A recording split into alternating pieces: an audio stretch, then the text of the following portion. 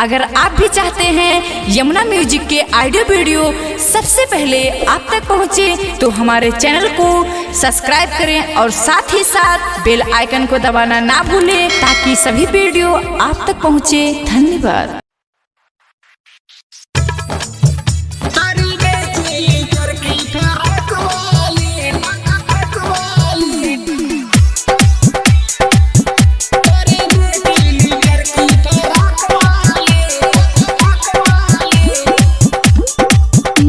Recording studio Delhi.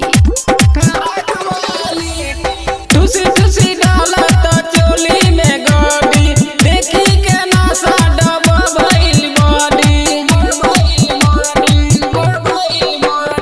तुसी तुसी डाला तो चोली में गोडी देखी के नासा डबल भइल बॉडी।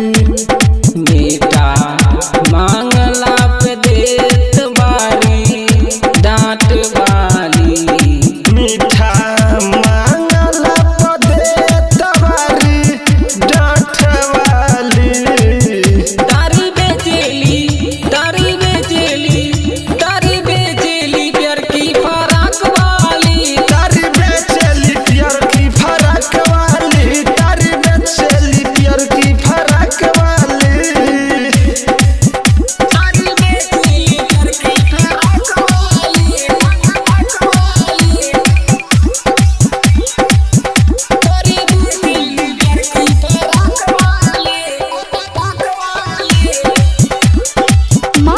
रिकॉर्डिंग